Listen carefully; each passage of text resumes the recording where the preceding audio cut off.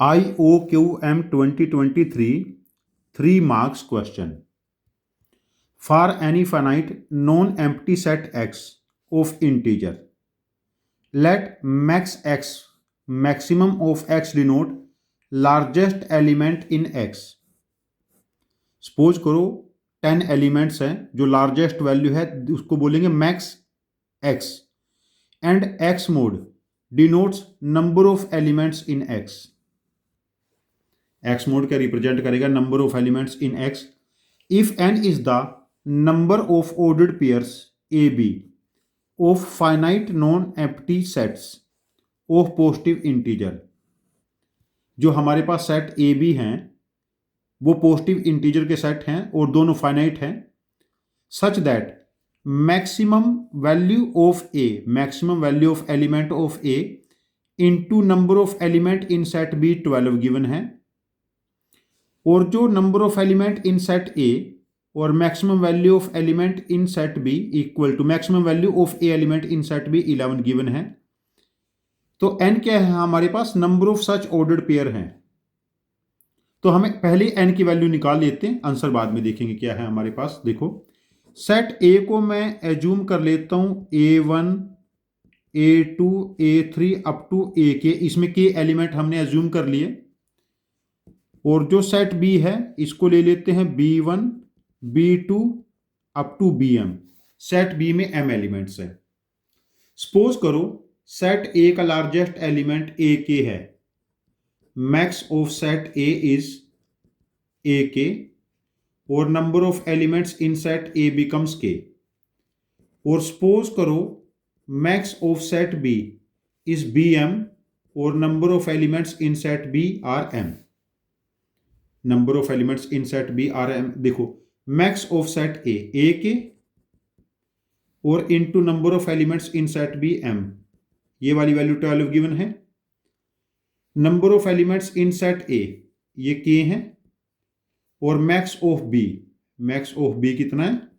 BM ये 11 given है. 11 is a prime number. अब यहां से हमें सॉल्यूशन मिल सकता है. अब यहां पर हम हिट एंड ट्रायल स्टार्ट करते हैं. पहला केस हम लोगों ने स्टार्ट किया. यदि BM की वैल्यू 1 है, BM की वैल्यू 1 ले ली, तो के हमारे पास क्या हो जाएगा? 11. के 11 होने का मतलब है सेट ए में जो एलिमेंट्स हैं वो 11 एलिमेंट्स हो गए. तो सेट बी में तो एक ही एलिमेंट है ना, BM की वैल्यू 1 है ना, मैक्सिमम एलिमेंट 1 है और पॉजिटिव इंटीजर के सेट हैं, तो सेट बी में तो एक ही एलिमेंट 1 हो गया.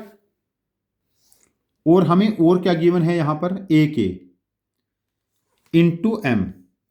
M क्या है हमारे पास? Number of elements in set B, वो तो 1 हो गया. और ए के की वैल्यू यहां से देखो, M यदि 1 हो गया तो 12 हो जाएगी ना. यदि ए की वैल्यू 12 होगी तो सेट ए हमारे पास क्या बन जाएगा? A1 A2 up to A10 और लार्जेस्ट एलिमेंट 12. अब 12 से छोटे हमारे पास कितने नंबर पॉसिबल हैं? 11 नंबर पॉसिबल हैं. 11 में से हमें कितनी वैल्यू सेलेक्ट करनी है? 10. तभी तो लार्जेस्ट एलिमेंट 12 रहेगा और ये क्राइटेरिया सेटिस्फाई हो जाएगा. तो हमारे पास और जो सेट बी है उसका एक ही एलिमेंट है. तो इस टाइप से हमारे पास ए बी के जो ऑर्डर्ड पेयर होंगे, जो n की वैल्यू थी अभी तक की हमारी 11 आ गई. ये कब आई? जब यहां से हमने BM को केस 1 में 1 एज्यूम किया. अब हम केस 2 ले लेते हैं.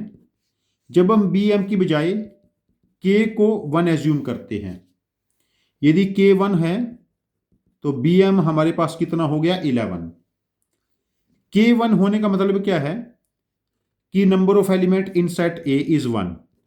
जो सेट ए है उसके में एलिमेंट एक ही है A1. और BM का 11 होने का मतलब क्या है? जो सेट बी है उसमें 11 एलिमेंट, उसमें जो मैक्सिमम एलिमेंट है वो 11 है. कुछ एलिमेंट और भी हैं B1 B2 up to B कुछ करके, लेकिन लास्ट एलिमेंट हमारे पास क्या है? Largest element 11. बाकी एलिमेंट 11 से छोटे हैं. अभी देखिए हमें यहां से इस कंडीशन को सेटिस्फाई कराना है. ए के, यहां तो ए की एलिमेंट है, के की वैल्यू 1 है, और into M is the number of elements in set B, ये प्रोडक्ट 12 है. अब देखो ए के मैक्सिमम 12 हो सकता है यदि सेट ए में हमारे पास जो सिंगल एलिमेंट वो 12 हो जाए, तो ए के की वैल्यू हमारे पास क्या हो जाएगी यहां से, यदि ए के हमारे पास 12 हो जाए तो M1 हो जाएगा। तो सेट बी में हमारे पास इस केस में एक ही एलिमेंट होगा, दैट एलिमेंट इज 11। तब हमारे पास ऐसा पॉसिबिलिटी ऑर्डर्ड पेयर एक ही बनेगा। यदि सेट ए में जो सिंगल एलिमेंट है वो 6 हो जाए तो m की वैल्यू क्या आ जाएगी 2। तो सेट बी में 2 एलिमेंट है, एक B1 और दूसरा एलिमेंट 11। 11 से छोटे कितने भी हो सकते हैं ना। अब देखो 11 से छोटे कितने नेचुरल नंबर है 10। 10 में से हमने कोई भी एक नेचुरल नंबर सेलेक्ट करना है, 11 से छोटा एलिमेंट चाहिए, तो हमारे पास पॉसिबिलिटी हो जाएंगी यहां पर 10। थर्ड केस, यदि सेट जो ए के अंदर एक ही है एलिमेंट है 4, तो m की वैल्यू 3 आ जाएगी। सेट बी में कितने एलिमेंट बनेंगे, B1 B2 and 11, because 3 element हो गए ना यहां से, 4 3 12, m is the number of element in set B. तो यहां पर देखो 11 से छोटे 10 नंबर है, उसमें से 2 नंबर सेलेक्ट करेंगे, 10C2 इज 45। यदि जो हमारे पास ए के है उसकी वैल्यू हम 3 ले लेते हैं, तो number of element in set B becomes 4। Set A का एक एलिमेंट 3 है, तो बी में हमारे पास क्या बनेंगे एलिमेंट, B1 B2 B3 और फोर्थ एलिमेंट 11। अब हमें यहां पर 10 में से 3 एलिमेंट सेलेक्ट करने हैं जिसकी वैल्यू 120 होगी। यदि सेट ए में हम एलिमेंट क्या ले लेते हैं 2, यदि सेट ए में हम लोगों ने 2 एलिमेंट ले लिया तो यहां पर 6 एलिमेंट हो जाएंगे।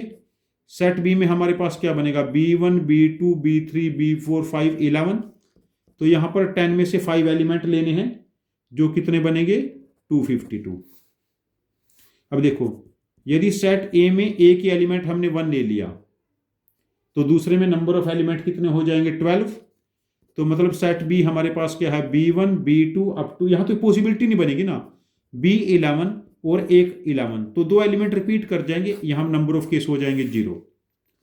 जब हम इन सभी को ऐड करेंगे हमारे पास देखो 252 प्लस 120 372 प्लस 45 और 10 55 56, तो हमारे पास बना 372 56 एंड 11। तो ये हमारे पास बना फाइनल, ये 9 हो गया, 12 1 13 कैरी फॉरवर्ड 1 439। हमारे पास जो नंबर ऑफ केसेस बने यहां पर ये बने हैं 439। अब देखिए यहां पर कैलकुलेट क्या करना था हम लोगों को, 439 केसेस बने हैं, n की वैल्यू बनी है हमारे पास 439। n can be written H 100a plus b, 100 into 4 plus 39, where a and b are positive integer less than 100। Then a की वैल्यू 4 है, b की 39, तो आंसर यहां पर मार्क करेंगे हम लोग 43। इस क्वेश्चन का आंसर हम मार्क करेंगे 43। यदि इस क्वेश्चन का आपके पास मेरे सॉल्यूशन से कोई different, best, efficient, most efficient logic, मेरे सॉल्यूशन से बेहतर कोई लॉजिक है तो प्लीज अपने लॉजिक को कमेंट बॉक्स में पोस्ट करना, मैं आपके लॉजिक को समझूंगा और इसका एक और वीडियो सॉल्यूशन बना के मैं इसको रीपोस्ट करूंगा। ये चैनल हम सब की लर्निंग के लिए है। Thank you very much for joining with us. Happy learning with us.